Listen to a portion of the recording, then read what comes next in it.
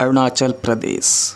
Tourism slogan the essence of incredible India. अनुभव से संतुष्टि आती है, पर्यटन से ही अनुभव मिल पाती है। कम पैसे में बड़ा आनंद आता है जो भारत देश घूमने आता है। नए नए पर्यटन स्थल बनाए जा रहे हैं। हम भारतीय पूरी दुनिया में छाए जा रहे हैं। भारत आध्यात्मिक पर्यटन का देश है। आत्मा को शांति मिले ऐसा परिवेश है। नमस्कार दोस्तों, स्वागत है आप सभी का एक बार फिर से हमारे अपने YouTube चैनल पर।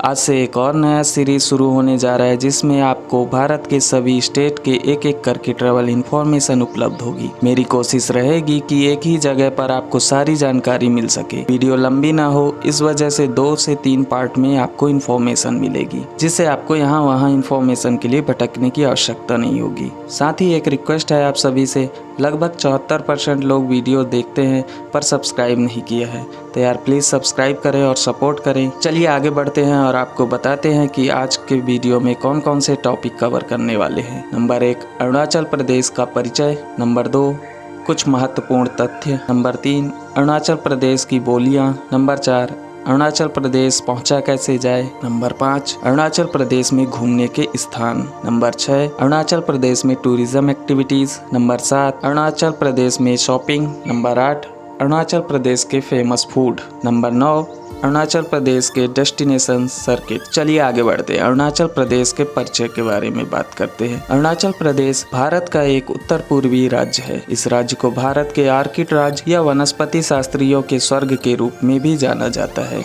प्रदेश की सीमाएं दक्षिण में असम, दक्षिण पूर्व में नागालैंड, पूर्व में बर्मा या म्यांमार, पश्चिम में भूटान और उत्तर में तिब्बत से मिलती है। ईटानगर राज्य की राजधानी है। प्रदेश की बोलचाल की मुख्य भाषा हिंदी और अंग्रेजी है। अरुणाचल प्रदेश तिब्बत स्वायत्त क्षेत्र के साथ 1129 किलोमीटर सीमा साझा करता है। भारत की जनगणना 2011 के अनुसार अरुणाचल प्रदेश की आबादी 13,82,611 और 83,743 वर्ग किलोमीटर का क्षेत्रफल है। यह एक नैतिक रूप से विविध राज्य है जिसमें मुख्य रूप से पश्चिम में मोनपा लोग, केंद्र में तानी लोग, पूर्व में ताई लोग और राज्य के दक्षिण में नागा लोग हैं। अरुणाचल प्रदेश को पहले पूर्वोत्तर सीमांत agency, North East Frontier Agency NEFA के नाम से जाना जाता था। इस राज्य के पश्चिम, उत्तर और पूर्व में क्रमशः भूटान, तिब्बत, चीन और म्यांमार देशों की अंतर्राष्ट्रीय सीमाएं हैं। अरुणाचल प्रदेश की सीमा नागालैंड और असम से भी मिलती है। इस राज्य में पहाड़ी और अर्ध पहाड़ी क्षेत्र है। इसके पहाड़ों की ढलान असम राज्य के मैदानी भाग की ओर है। कामेंग, सुबनसिरी, सियांग, लोहित और तिरप आदि नदियाँ इसे अलग अलग घाटियों में विभाजित कर देती है। इस राज्य के कुछ मुख्य city Itanagar, the state capital, Bomdila, Deomali, Dirang, Rupa, Tawang, Yingkiong, Ziro, the land of Apatani, Mechuka, the heavenly abode हैं। कुछ अदर डेस्टिनेशन जैसे कि Bhalukpong, Mouling national park, Namdapha national park और परशुराम कुंड आदि हैं, जो कि आगे विस्तार से बात करेंगे। चलिए आगे बढ़ते हुए कुछ महत्वपूर्ण तथ्य के बारे में बात करते हैं। भारतीय पर्यटकों को ILP इनर लाइन परमिट की आवश्यकता होती है, जिसे नई दिल्ली, कोलकाता और गुवाहाटी में स्थित किसी भी AP हाउस से प्राप्त किया जा सकता है।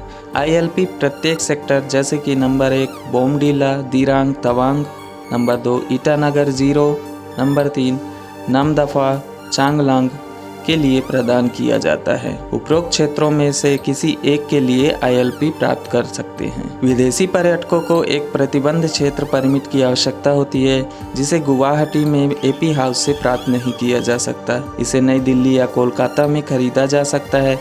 गुवाहाटी में ट्रैवल एजेंट 2 या अधिक लोगों के निजी समूह के लिए इस परमिट की व्यवस्था कर सकते हैं।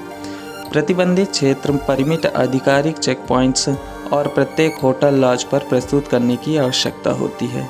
आपको प्रत्येक अधिकारी के पास परमिट की एक भौतिक प्रति छोड़नी होगी, इसलिए सुनिश्चित करें कि आप अपने साथ बहुत सारी प्रतियां ले जाएं। ट्रेन से आने पर नाहरलागुन रेलवे स्टेशन से ILP और RAP प्राप्त किया जा सकता है। घरेलू पर्यटन के लिए लगभग शुल्क 400 रुपये और विदेशी पर्यटकों के लिए लगभग 3200 रुपये के आसपास है। चलिए आगे बढ़ते हैं और बात करते हैं अरुणाचल प्रदेश की बोलियां के बारे में। अरुणाचल प्रदेश में लोग हिंदी और अंग्रेजी समझते हैं। अरुणाचल प्रदेश में 306 से अधिक उप जनजातियाँ और 36 से अधिक प्रमुख जनजातियाँ हैं।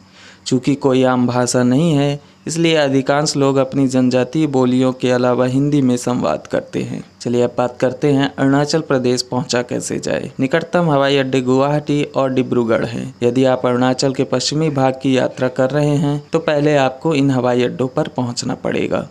अरुणाचल राज्य परिवहन गुवाहाटी से बोमडीला और ईटानगर के लिए प्रतिदिन बसें चलाता है। असम अंतर्राज्यीय बस टर्मिनल से सुबह 6 से 7 बजे निकलती हैं। आप तेजपुर असम से साझा वाहनों द्वारा बोमडीला और ईटानगर तक भी पहुंच सकते हैं। कोई भी राज्य परिवहन की बसों से तेजपुर जा सकते हैं। तेजपुर से प्रतिदिन सुबह 5:30 बजे से साझा वाहन उपलब्ध है। यदि आप किसी ट्रैवल एजेंसी से सीट बुक करते हैं तो पहले से ही कंफर्मेशन ले लें। साथ ही आप अपने ड्राइवर से सेला पास पर रुकने का अनुरोध करना ना भूलें। यह एक अच्छे सुरम्य दृश्य के साथ सर्दियों के मौसम में बर्फ से ढका रहता है। सड़कों का रखरखाव सीमा सड़क संगठन BRO द्वारा किया जाता है। बारिश के मौसम में लैंडस्लाइड की संभावना रहती है। यदि आप नामदफा जा रहे हैं तो निकटतम हवाई अड्डा डिब्रूगढ़ असम होगा।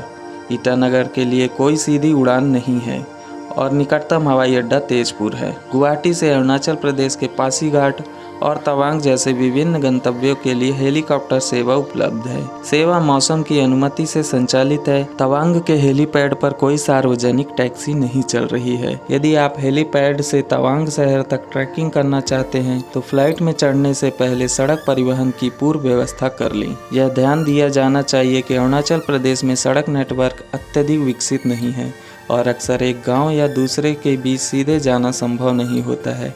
आपको अक्सर एक शहर से दूसरे शहर जाने के बजाय मैदानी इलाकों ईटानगर, पासीघाट या यहाँ तक कि तेजपुर असम में वापस जाना होगा। चलिए आगे बढ़ते हैं और बात करते हैं अरुणाचल प्रदेश में घूमने के स्थान। जीरो घाटी निचले सुबनसिरी जिले का मुख्यालय आप्तनी की भूमि और भूमि अनुष्ठान है। अभी भी कई आप्तनी वृद्ध पुरुषों और महिलाओं के चेहरे पर एक टैटू और सुंदर नाक पलक देखे जा सकते हैं। त्योहारों के वास्तविक अनुष्ठानों को देखने के लिए पर्यटकों को हर साल जनवरी और मार्च के महीने में आना चाहिए।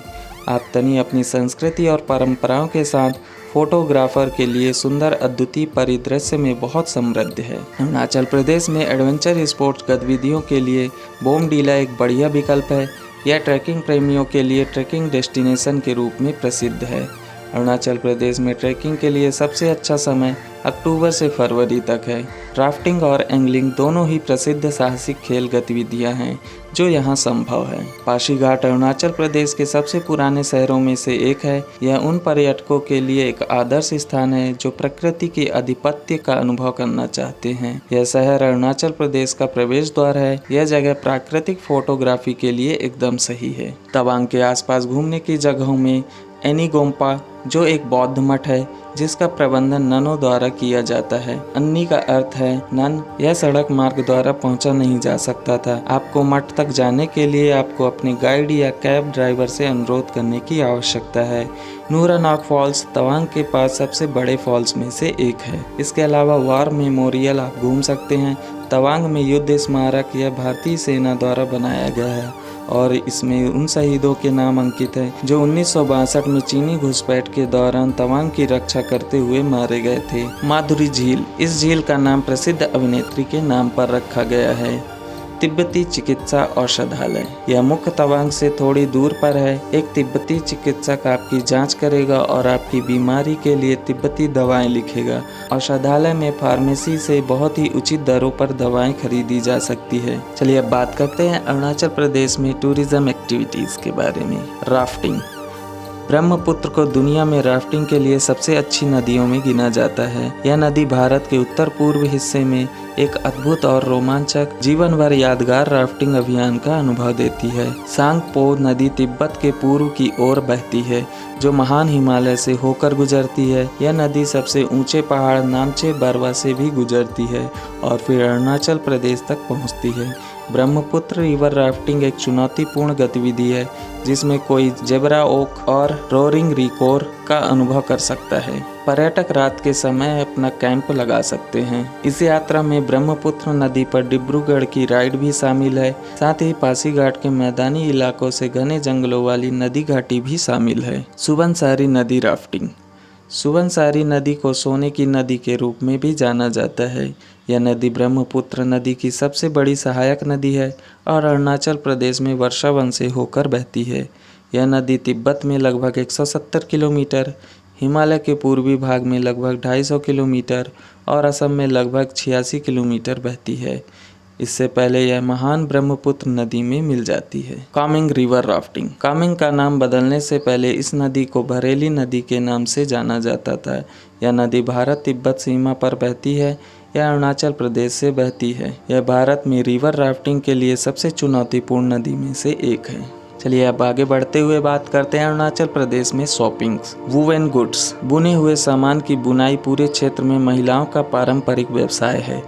वे रंगों के बारे में बहुत खास हैं और रंग संयोजन की एक सुंदर भावना रखते हैं। सामान्य रंग काले, पीले, गहरे नीले, हरे, लाल रंग के होते हैं। डिज़ाइन मूल रूप से ज्यामितीय प्रकार के होते हैं जो लाइनों और बैंडों की औपचारिक व्यवस्था से लेकर हीरे और लोजेंग के विस्तृत पैटर्न तक भिन्न होते हैं। इन डिजाइनों को कभी कभी आंतरिक पुनरावृत्ति और अन्य सजावट द्वारा बढ़ाया जाता है। कुछ बुने हुए उत्पाद जैसे शेरडुक पेंसॉल, आप्तनी जैकेट और स्कार्फ आदि, स्कर्ट, जैकेट और बैग, मिशमी शॉल, ब्लाउज और जैकेट, वांचो बैग और लंगोटी हैं। Cane and bamboo work. Arunachal Pradesh का बेंत और बांस उद्योग बहुत उच्च स्तर का है। विभिन्न आकारों की टोपी, विभिन्न प्रकार की टोकरियां, बेंत के बर्तन, बेंत की एक विस्तृत विविधता, बुने हुए और प्लेन्स, बेंत और रेशे के विस्तृत रूप से बुने हुए चोली, नक्काशी के साथ बांस मग, विभिन्न प्रकार के गहने और हार कुछ ऐसे उत्पाद हैं जो खरीदने लायक हैं। टोकरी बनाने की तकनीकी हर जगह एक जैसी है। पारंपरिक टोकरी न केवल महीन बनावट के कारण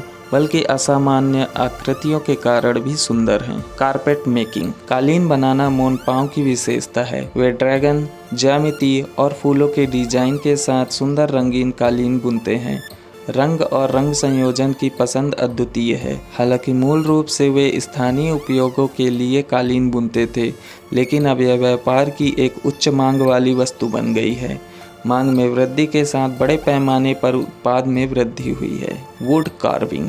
लकड़ी की नक्काशी। अरुणाचल प्रदेश की कुछ जनजातियों के साथ लकड़ी की नक्काशी एक परंपरा है। मोनपा, खामटिस और वांचो शिल्प में उत्कृष्ट हैं। मोनपा वुड कार्वर सुंदर कप, व्यंजन, फलों के कटोरे बनाते हैं और औपचारिक नृत्य और पैंटोमाइम के साथ शानदार मुखौटे बनाते हैं। लकड़ी के मुखौटे भी पश्चिम सियांग के खंबा और मेम्बा द्वारा खुदे हुए हैं। खम्पटी अन्य वस्तुओं के साथ साथ नर्तकियों, खिलौनों के सुंदर धार्मिक चित्र बनाते हैं। तिरप के वांचोस द्वारा बहुत ही सुंदर लकड़ी की नक्काशी की गई है। चलिए अब आगे बात करते हैं अरुणाचल प्रदेश के फेमस फूड। तिब्बती व्यंजन जैसे थुक्पा, मोमोज या साधारण और स्वादिष्ट पराठा सब्जी ठंडी दूध के दिनों में सड़क के किनारे की झोपड़ियों में गर्म खाई जा सकती है। तवांग के अधिकांश रेस्तरां इन्हें परोसते हैं। अन्नपूर्णा नामक एक छोटी सी झोपड़ी स्वादिष्ट आलू के चिप्स परोसती है। पारंपरिक मोनपा व्यंजनों में मिर्च और चीज की मात्रा का उपयोग किया जाता है, जिसमें स्वाद होता है। कुछ पारंपरिक अरुणाचल व्यंजन प्रसिद्ध मोमोज हैं, जो पूर्वोत्तर और अन्य हिमालयी क्षेत्रों में व्यापक रूप से खाए जाते हैं। मोमो को एक आटे में कीमा बनाया हुआ मांस और प्याज भरकर बनाया जाता है और फिर 3 परत वाले स्टीमर में स्टीम किया जाता है या तला जाता है। थुक्पा नूडल्स कीमा बनाया हुआ मांस और सब्जियों से भरा सूप है, जिसे डेढ़ थुक के नाम से भी जाना जाता है। आशुम थुक्पा मक्का, बीन्स और मांस से बनता है। जान मोनपा जनजातियों का मुख्य व्यंजन है। यह आमतौर पर बाजरे के आटे से बनाया जाता है। इसे आमतौर पर सब्जियों या मांस के साथ परोसा जाता है, जिसमें पनीर, सोयाबीन्स या अन्य जड़ी बूटियां डाली जाती है।